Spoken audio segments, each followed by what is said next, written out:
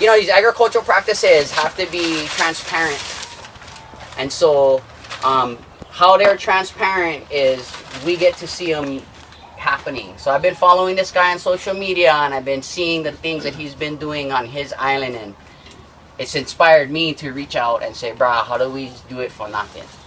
So we got a ticket, and we just decided to start it regularly. He's gonna come once a month, and we're hoping to have weekends you can come back and do follow-up.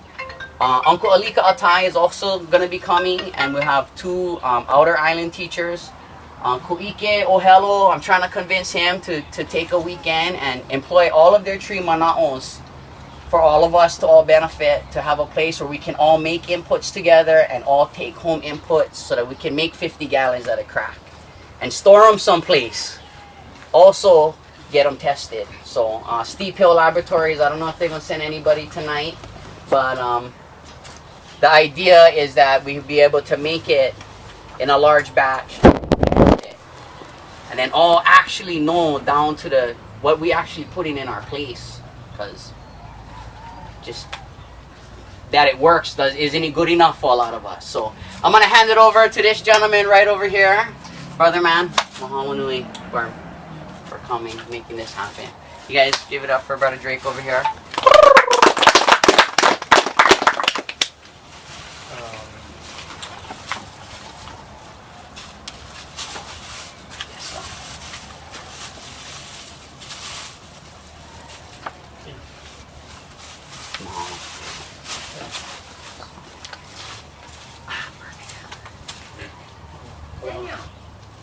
Hi, Mizu.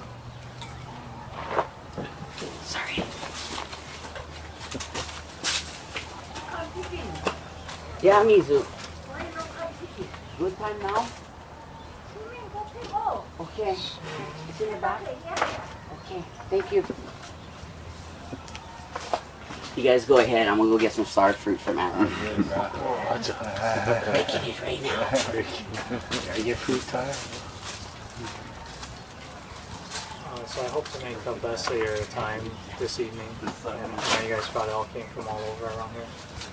So, you know, I traveled over from Big Island. So, been born and raised there. And, trying to just see Hawaii come back to life in all ways.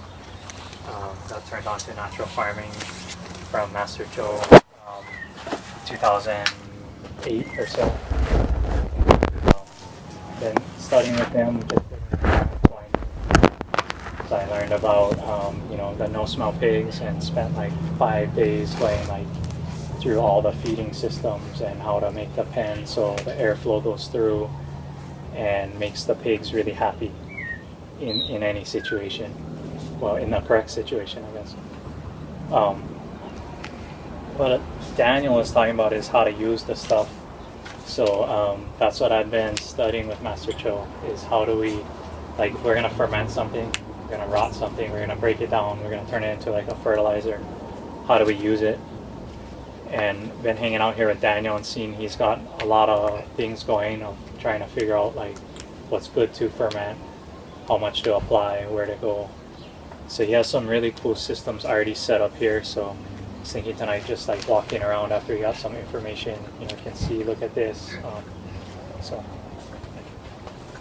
and then there's a more in-depth one here. And then I'll start that.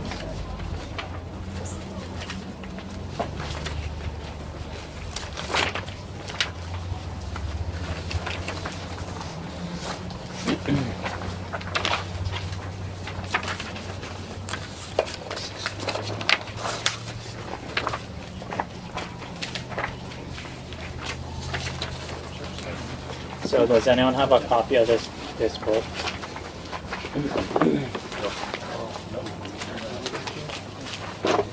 This book is by Han Kyu Cho, and it's like, it's a most recent revival of just the way we used to farm, ancient ways. Every culture already practices this way.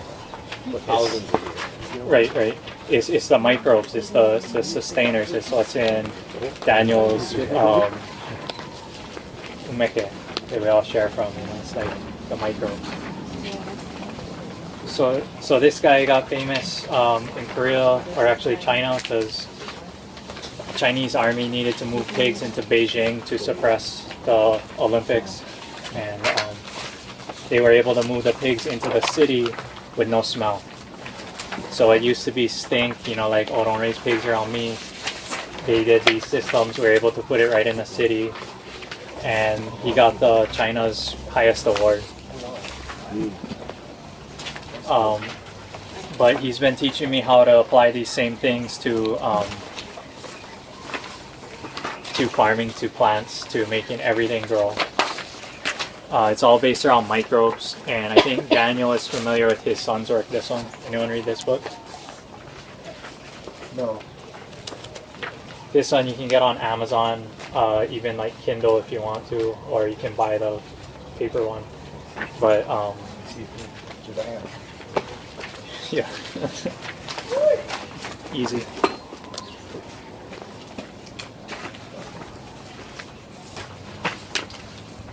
Oh yeah. And that's the class Daniel went to on Maui, and that's his son, and he stayed with me for about a month and learned about what he was doing. But same thing, if you look in the middle of this book, you see this white, like alive looking web that you see like when you dig in the forest. Is that fungi or something? It's microbes. You can get the same thing right in your where you want to grow, right in your pigs, anywhere you want to grow. So it naturally occurs in the forest as fungus, because it's really, that's where it likes to live naturally. But you can make the same thing anywhere you want it. Is And that that's high pH or low pH? it'll balance. Balance. So if a plant has a need in a root zone, it'll secrete different sugars. The microbes will change the pH to adjust to make it more, more negative, more positive, and they'll make then those minerals soluble. Okay. So the pH will vary with life inside. It naturally allows better uptake. Because the plant wants to control, it says, oh, I want aluminum, so it makes it acidic. And that's the biology, it just says certain sugars in the biology makes it that way, right where it needs it. So by putting indigenous microbes, like we're here gathered super mixed indigenous crowd, yeah. Like we're pretty much made up of diversity here right now. From like what the news tells you anyway. But same like these guys, they're all different and they all do different things in the community. And get them out there, just feed them. Like we're gonna have food tonight, and then put them out there. Question. So, like, the presence of fungi is like a direct factor of microbes. So, like, more fungi and more microbes in your soil. Is that safe to say? Yeah, I don't think I had it in one of my handouts here, but basically, on one side you got grassland bacteria, the other side you got forest fungus. And right now, as we till, as we do these practices, we move it more this way, more bacteria, which just wants to grow grass, versus what we want to grow is somewhere over here. We want to grow like kalo, grow olena, grow other crops. So it's not full fungus like a forest wants to be, but it's in the middle. And these microbes, by collecting from like a forest, you get plenty of over here. And if you're on this side, you can then feed these guys and move so that the microbes make food for what you want to grow. So I gave you a couple handouts to everyone, get 4 of them.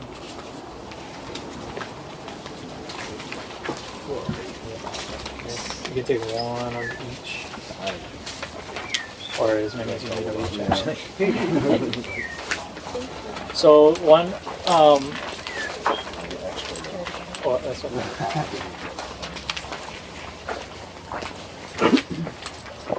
So I've been trying to demystify natural farming. Comes from Master Cho in Korea, and comes from, they make a lot of kimchi. They deal with a lot of rice. So is it one block or something? One block kimchi or different types of vegetables? cabbage, Chinese cabbage. Oh, I think it's one more.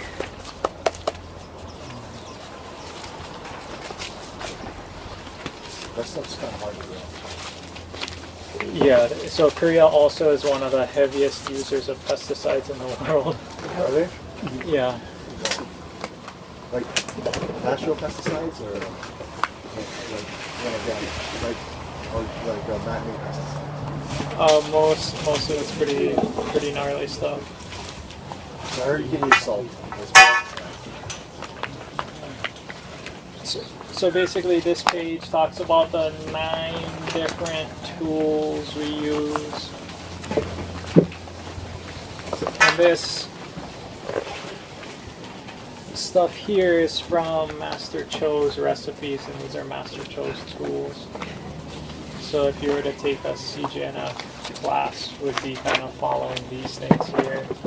Jadam has a little bit different. Oh yeah.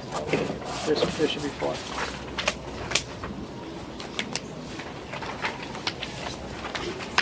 So Master Cho is. Oh, yeah, I can check this out.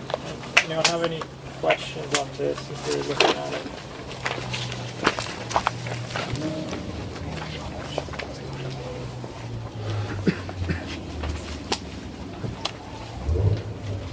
Don't be shy, guys. You see one cooler, grab one, make one chow, push some stuff off.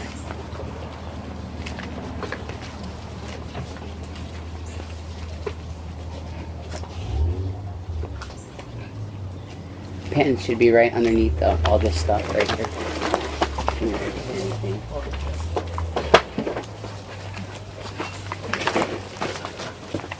Sorry I had to run away, but a young question. Who over here took one KNF or Jadam course before?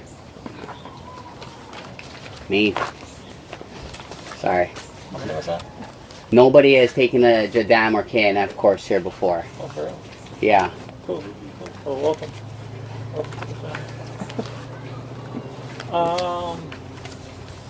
So what I've been calling these things is solutions. If you get problems, well, these are all solutions. These are 9 of them. From Master Cho. And then, so working with 9 different things, I basically simplified it down to 2 different things. One is microbes, one is food. So we got people, we also got to eat. If there's food, someone got to show up to eat it. So food and microbes, those 2 different things. And then I've made kind of the spraying and maintenance of this fairly easy. And I was thinking it would make the most sense here for Daniel, because he got this water tanks here. And then he can make a batch of like a 55-gallon drum of a mix like this. And then he can open, can open up the valve, and all of his nutrients can go out.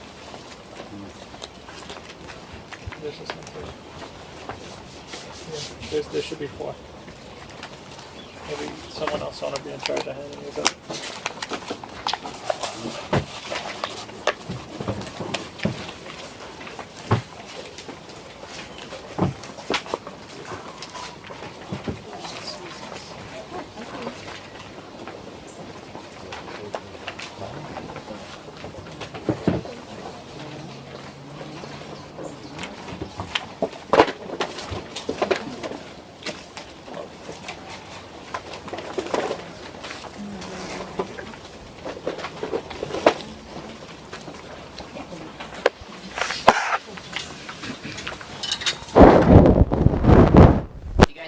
Speak up, no be shy here.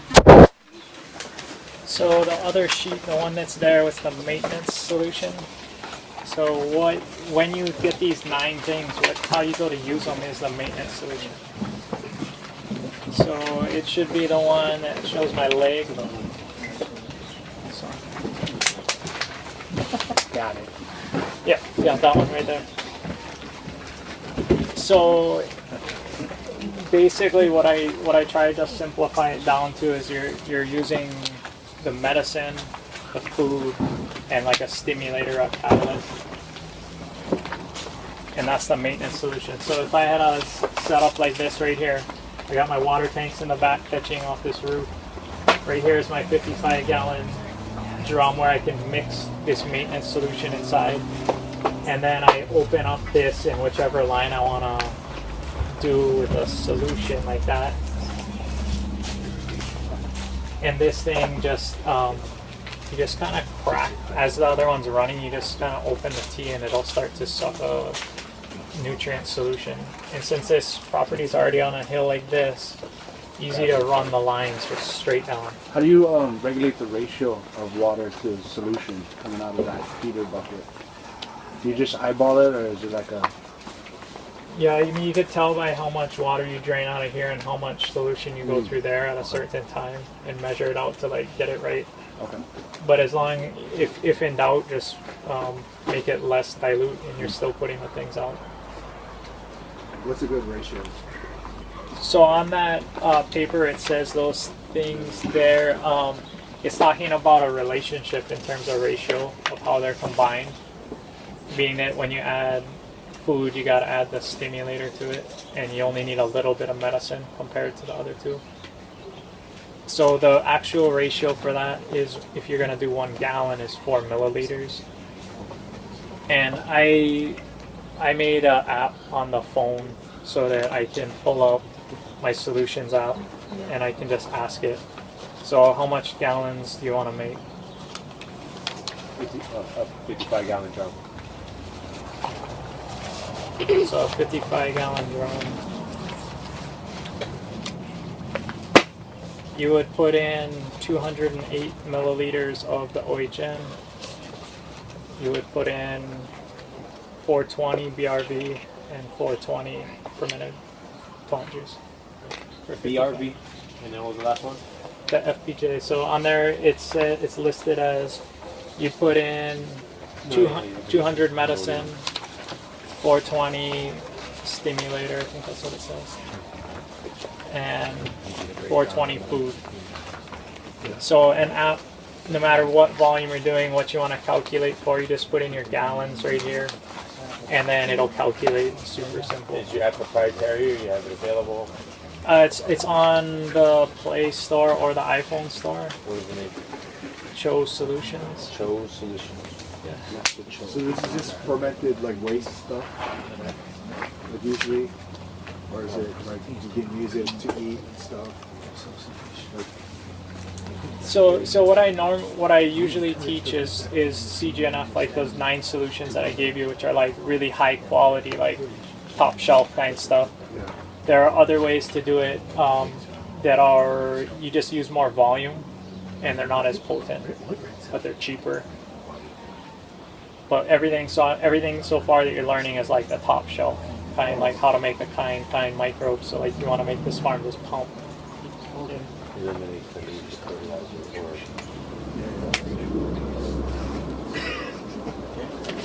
or So the maintenance solution is just those 3 things, and if you look, that's what constitutes majority of feeding. You need food, you need medicine, and you need like a stimulator. Like vinegar cleans us out. Put that in here. You could do it anytime. You could do that once a week. Everything would be happy. Everything would grow. If you're looking at it and say you want to segment just certain lines, like I can turn just this line on, and I'm looking at it and I see, oh, okay, my Olena right there is flowering. I know it's going into a certain growth stage.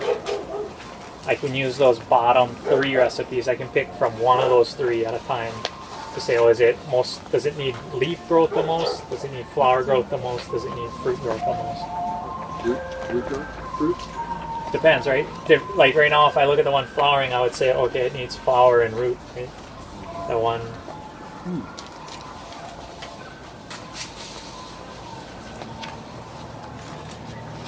And so it's just a small enhancement that you're adding. So you got your maintenance solution that you already got, and then you're targeting, okay, leaf growth into that. I'm like, oh, I want it to flower now. You can put in that different mix into your maintenance solution, which is those same things always, and then just turn on the certain line.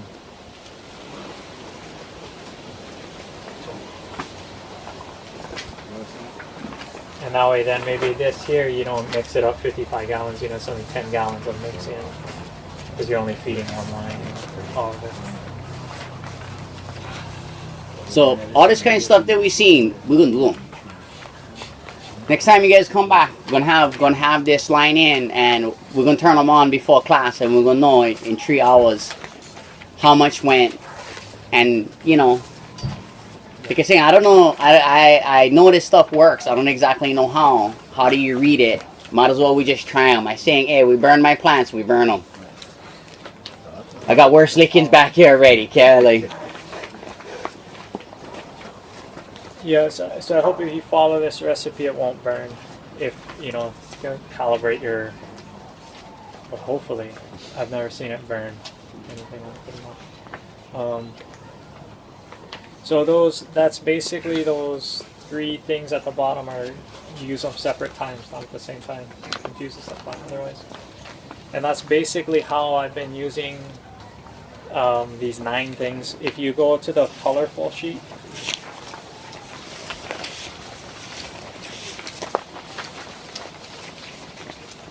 this one is like much more specific, much more where I don't quite do this on my farm because it's, you have to be growing commercially or really have high value to be out there weekly, or you got a system like this where you can just turn it on. If I had this sort of irrigation system, it'd be easy just to load it once a week and turn it on. But for me right now, I gotta like lug a sprayer and do all kinds of other things and be on oahu and all kinds of good fun. Yeah. Some true farmer about Yeah. You miss your plants, guys. Thank you for your time, man. Yeah. So this is like, and you notice there's also another chart at the bottom of that page, and that's the same one that mirrors my app. So this is just for 1 gallon. It's showing you these ratios. Like, pick a column. Like I want it to do this behavior. If you add those things, you'll notice it's all the maintenance spray across the entire thing. And then, you can kind of see that all showing up there. How often? Your plants, they like to eat somewhere between a week and like 11 days. So, if I had this, I would just do it weekly because it's easy to orient to my schedule.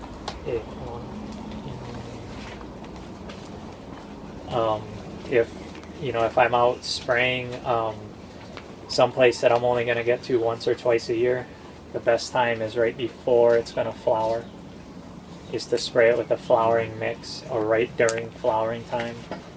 If you can only get to it once, do it then.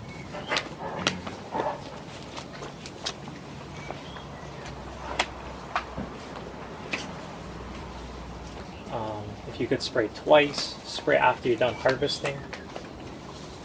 After it's done, it wants to eat a little meal, go back to that vegetative growth. So, and if you could do it weekly, you'd kind of notice what happens with this pattern here is it goes back and forth. And it just rocks back and forth between the skinny guy and the big guy to hopefully make that kind of terrible clip art guy in the middle. Because you're never feeding in conjunction with each other, right? It's either your root enhancement, leaf enhancement, or your fruit enhancement, right?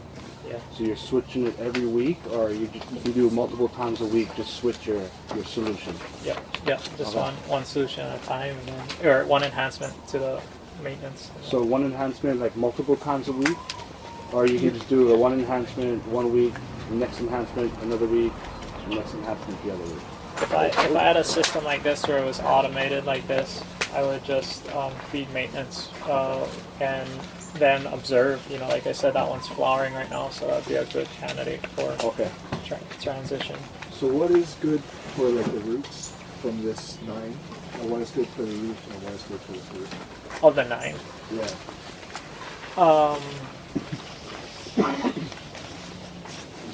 Like general plant growth. Yeah, general plant growth.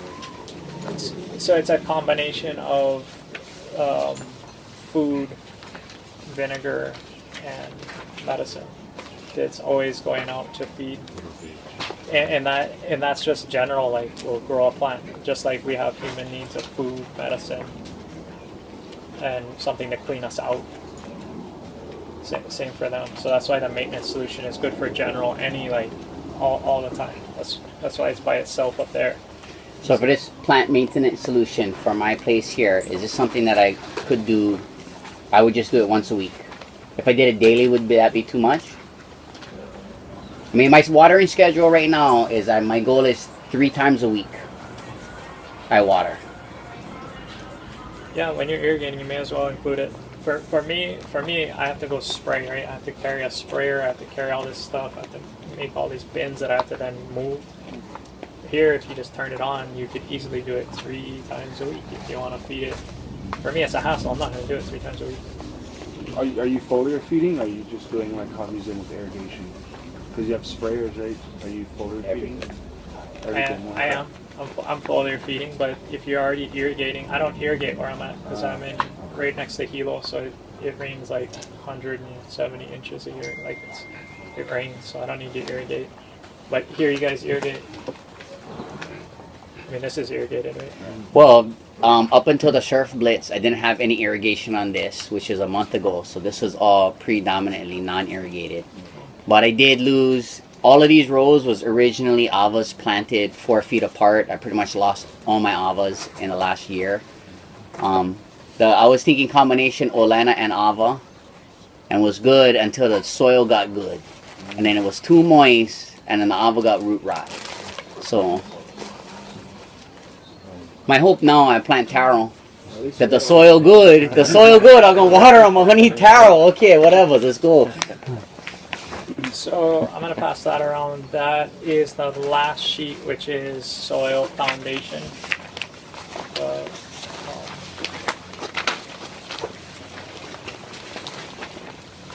And this is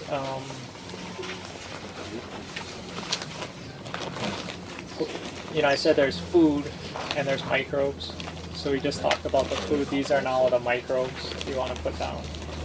And collecting the strongest ones from your local area, going through a process of feeding them, nurturing them, and then putting them out. They're already from the area, so they'll fit right in. They'll go and help and assist and work, and that's what's in that bag. That's from my area. So it would work for animal pens anywhere, but for your soil, it's tuned to my soil. So it'll work best in my area, but you can do that same recipe here and make this concentrated microbes. It's like concentrated compost. It's all the microbes from a compost pile without the other stuff of a compost. So my mini consensus right now, just in my own head, is the key word is there's no awesome. Everything is awesome, meaning like it's building a relationship with your aina and understanding their needs and feeding them your solutions as you need it, just like we do for our bodies, right? I get one sore toe, I'm not going to put tomato sauce on a toe. I'm going to eat the tomato sauce, right? So it's there is no set formula. The indigenous part is your aina, our aina is going to be all different, but the same at the same time. So what you're saying to me is, with the understanding of this formula, within our own space that is a part of everyone else's space, I try to connect the good mold with the other good mold, and someplace in the middle we try to live happy. Thank you. I'll shut up now. So all the recipes for all your solutions for this 9 right here, it's on that book. Yeah, they are. This book is kind of Kringlish. So if you speak or read Korean, you'll have an easier time reading this book. Is there any like good resources you recommend to like fully get in depth in the beginning parts of that? Yeah. So the other thing, I have this here, which is like how, if you want to get certified and competent in, this is a checklist of how to make those 9 solutions and how to go through it. Joe McGinn is on this island, and he was kind of working with this format to give you the 9 solutions. And then I think Daniel here through this place, this learning center here, can also because you know, you gotta know how to make the solutions or get them from a good source. Otherwise, if you're putting out like not so good microbes, like did you guys smell that one going around? There's other ones that you can buy in the store that don't smell like that because the care and attention put into that of not letting it go over a certain temperature and making it indigenous to my area is something that you know, you gotta know its quality. Otherwise, you're just putting dirt out on your land. Right.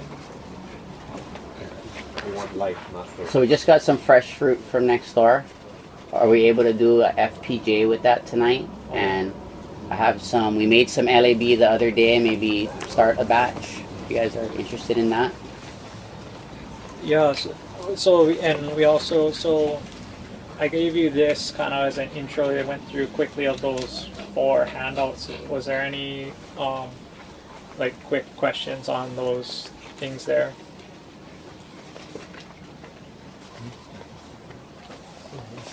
Yeah, I'm curious learning more about this oriental herbal nutrient, sort of different herbs, different nutrients, So target different things. yeah, all of these things you see on this 9, there's like super various reasons why we're using these things and why we're going through the time to follow precision to make them. And the OHN, I learned it with Master Cho this last time in depth. And essentially what you're doing in this recipe is you're taking known herbal plant material, you're fermenting it to open up the space in the plant, and then you're tincturing it to take all the goodness out of that space you emptied into your recipe. And so you can make this OHN that takes all these medicinal things and makes really good medicine. We've made it from turmeric, same recipe, it's awesome. The one specifically Master Cho outlines is really good for digestion, also good for reproduction. So we want our plants to reproduce, go through the life cycle, and digest well, and pass out what they don't need. It's the key to life. So what are some examples of what you can put in the OHN or just the OHN? So Master Cho's recipe is super specific. Yeah. He includes garlic, Okay. ginger, Okay. licorice, angelica, So anything that's kind of smells kind of strong. and cinnamon. So, And those 5 have super synergy with them. Study Chinese herbal medicine, you'll be like, wow, that's pretty amazing. And when I made mine and I added OHN, I had him taste it. He slapped me pretty hard. He's like, wow, I was like, okay. The way he makes it, super ono, and I've only been studying it for a few years to like understand its full potential. But anytime I feel like I'm getting sick, I drink just a little nip of the bottle, and like scratchy throat will go away, or just gives me energy. It's like medicine for myself. How I use it too. Digest. Sorry, you put garlic, ginger, cinnamon, and what were the other two? Licorice. Angelica. And cinnamon. You have to use like vodka and beer.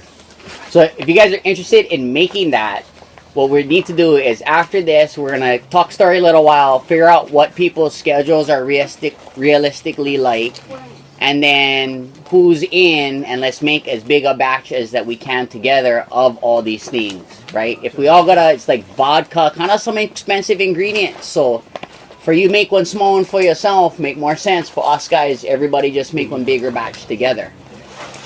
I do have some FAA right now that I'm happy to share, and some LAB that hopefully you guys see how easy the thing is for Mac, and you guys can,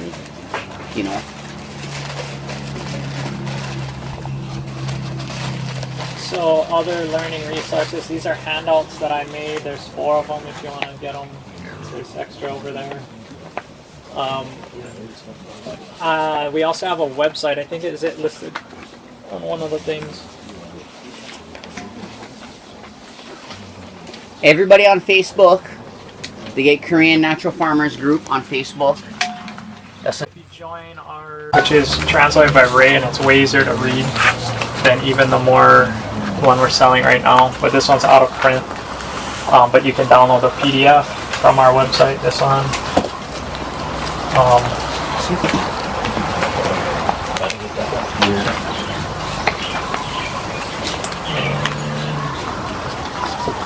So any other kind of questions so far?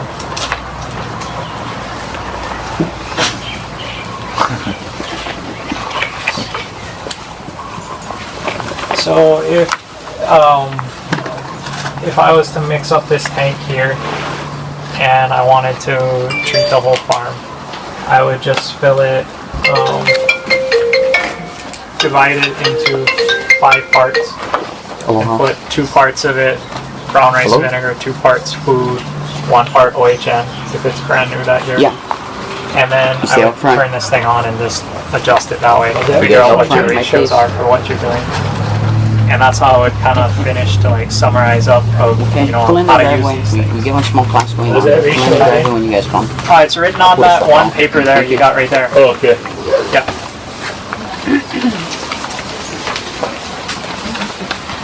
And we'll probably do that, once we get that set up. So I get a question. I mean, I'm happy to.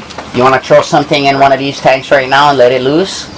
We'll mix in this system because I was talking before. If you mix in one of these big tanks, then it's harder to use the whole solution out there. Like it's better to keep these like clean and full of water. And there's actually like a recycling type of system to keep your water alive. Because when you're working with this life, and if your water is dead, becomes stagnant like a pond, it smells bad. But there's a real simple way to just build a airlift pump and recycle your water around. So that way all this water behind us is like supercharged living water with oxygen content in it. And then we're gonna open it up to like suck microbes into this oxygen filled water to then go feed our plants oxygen, minerals, microbes, foods, stimulators, medicines, all at the same time. So, but just design that system in line. There's probably really good ideas online how to put those in. And just gravity feed this whole thing. Save all that. You already got it set up. And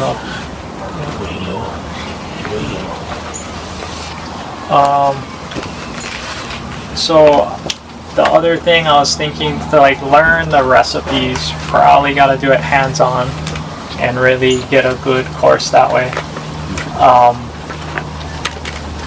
What might be beneficial, how many of you guys do pigs? Anybody? No. I'm the only one that raises pigs like that. I have a question. Who wants to raise pigs? You have 8 pigs? How many pigs you got? She got brothers. It's close enough. Yeah, but that's part of the reason this class is valuable is people who want to raise pigs don't want the smell. They learn how to raise pigs without the smell. With everything that we waste in our homes that will feed the pig with organically. That's why we're here, brother. Learn that. So maybe we should do the pigs one other time when we say we're going to do pigs. 'Cause I don't know, I learned a lot from having my pigs. I've been raising pigs since 2012, or actually since 2008, but we put them in a no-smell pig pen in 2012 and haven't had to clean it. It's an amazing system.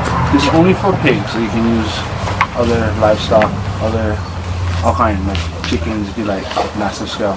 Yeah, I raise chickens. In Korea, we go see where there's 130 chickens in an area that's...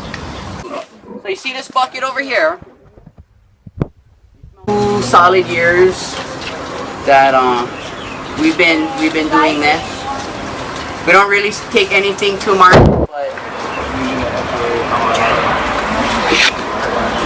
One of those.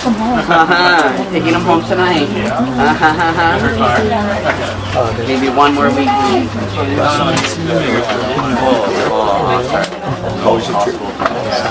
Yeah. Love you. Love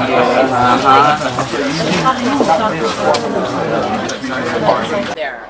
Which is the bear that has FAA, LAB, and calcium. Because I got a shitload of that on a regular basis. He wants to know how to use that.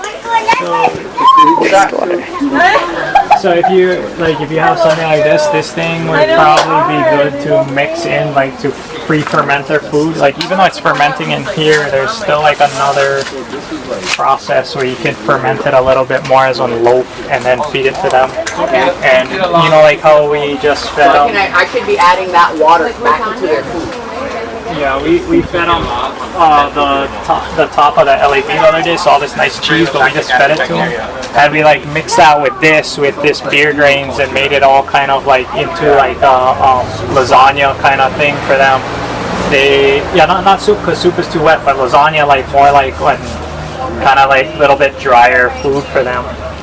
Then because that's gonna take all those minerals and make them bioavailable, have the whole fermentation process occur, and then the increases the pig. Guaranteed. Because I got that in 5-gallon buckets on a regular basis. Like one of my challenges.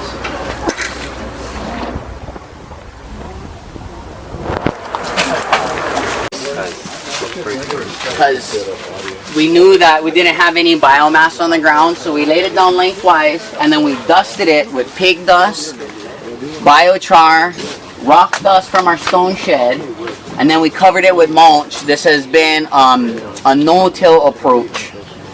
So there's a spot over here, you can really see it good.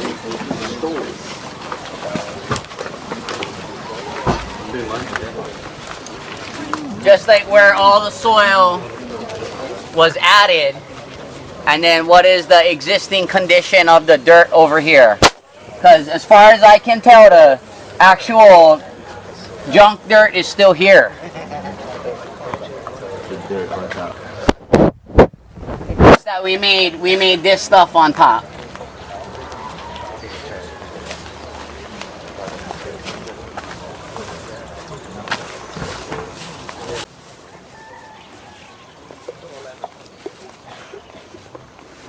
Yeah, and all the Olena came from Paul and Kelly.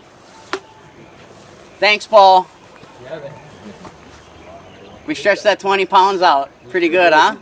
Right, you seen Daniel's field? Like, I sold him a bunch too. He's got Anthony's field. Right? That's what we need, brah. Yeah. The load. Right. So I don't know how many of you guys are growing la'au lapa'au, but what this Aina instructed me was that the la'au lapa'au heal the human body, but the thing also can be used to heal the soils. So when you look at the needs of your Aina, think of the plants and how is your Aina like your body and what it would need, and plant those things.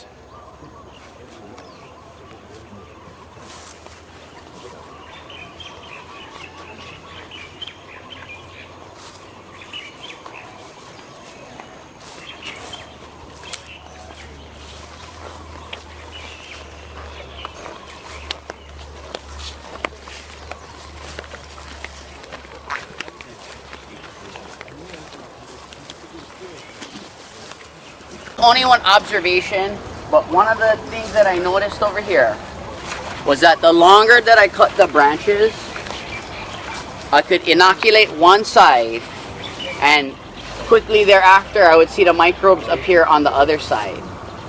And what I noticed was that the funguses grew better on the sapwood, and then their roots grew into the hardwood, and the tree actually broke down better and faster whole than if I chipped it. Doesn't matter what kind of tree though?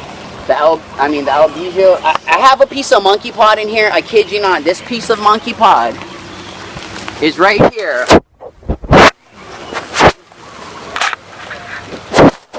Oh. The first time the business had water, as if you look at the bottom, Uncle Paul, look at this right here. Monkey pot. Is that don't necessarily look at your big branches as something that's bad for your soil. That's a natural part of the healing of the earth and putting the biomass into it. You just got to have the time. You know, this right here, this breakdown is getting on 2 years.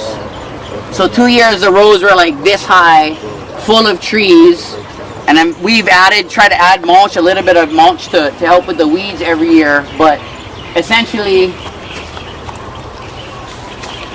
and I feel like in this way, because there were trees inside of it, is why we didn't have to turn it. Right? Normally when you're doing composting and you're doing mulch, you gotta turn it. I noticed the pig pen I didn't have to turn, and it didn't catch on fire. So it's from the pig pen, I was like, holy shit, let's try the same pig pen over here, right? And see if that works. And like I said, where I don't really, you know, this is the first row of kalo that I put on this side. But all of these tulies were only planted six weeks ago now. 6 weeks. So as you can see, the ones with planting keikis, they didn't have any keikis 6 weeks ago. Yeah, to find more information on this, is also known as Hugo culture. Hugo culture online. You can look up more information on it, but basically using logs to break down under the beds. But you see, in the Hugo culture, they don't emphasize inoculating with the microbes. That's true. Right? So there's the thing about breaking the sort of the norms of staying with Jadam, staying with this, staying with that. Bruh, go to your aina, talk to your aina, use what work. This lower section down here is kind of our newest area. Wasn't planning on going this long hole, but somebody showed up last week with an excavator for free.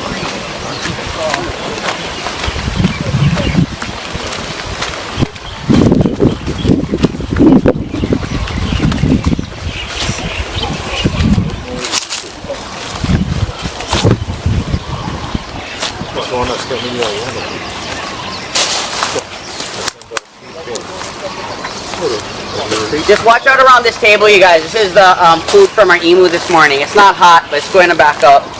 We started emuing every week, and the emuing has been the one component that is distinctly from here. And this is something that is extremely important in agriculture. If you know anybody emu every day, get planty char, he's a rich man. Uncle James. Before I was emuing every day, I was raiding Uncle James because they emu every day. With this, what I noticed though is one, the cooked leaf makes the best ground cover. The thing lasts like weed mat. The thing lasts a long time. This in here is 1 meal a week for my pigs. They consume all of the banana stump. That the actual heating of the banana stump with the rocks releases the trace mineral from the stump back into the soil.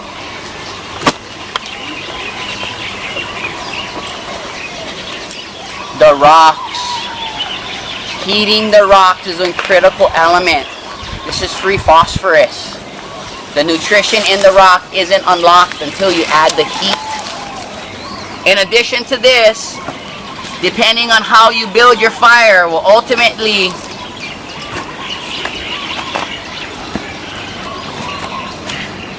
affect how much char you get.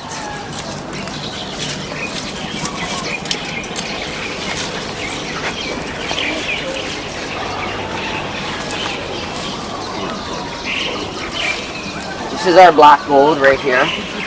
Uncle gets this all the time. But you know, what you're gonna notice is the difference between this and charcoal is weight. Charcoal is heavier and is meant to really be burnt again. This is much lighter. This inside the soil doesn't seem like it makes a difference until 2 years later you put 3,000 gallons on your aina just from eating dinner. And what we've seen is that this, alongside the pig dust, gives everything that the microbes really need to proliferate. So this corner down here is the start of our emu tractor. We're about 7 weeks into it. That's my third emu in that one. I'm about to dig another hole and go I've seen if you really are on the tractor and you emu your whole yard, you essentially cook all the weed seeds. No more weeds. And I'm going into it more, I'm learning about it more, but I feel like what you do is you emu, you pull out your food, and then you inoculate it and cover it. And if you're able to do that and let it sit, you can just have the most mentalist, soil that get. So this property actually goes a while back, but this is as far as we've got. That's the chicken coop right over there. Somebody was asking about the deep litter chickens. Thus far, I can only tell you guys, I kind of hate chickens. They're super hard. They're effing stink. They don't listen. And then, unlike the pig, you get plenty meat from the pig. You get mad, you kill your chicken. You got like, so right now, the reason my chicken coop is I'm not motivated to do it is my neighbor complained. The city came down. They said I only supposed to have 4 chickens on Ag 2. So until I get my variance, the chicken coop is what it is. But I believe I should be able to have at least 100 chickens in there. And the chickens eat the same thing that the pigs eat. So, right now I'm running about 20 to maybe $40 a week if I pick up grain twice on gas. But I can feed all of those animals. And I tell you what, the breweries need more people to pick up grain. You just got to be solid. You will come every week, do them. They'll give it to you. I'll show you guys the last part.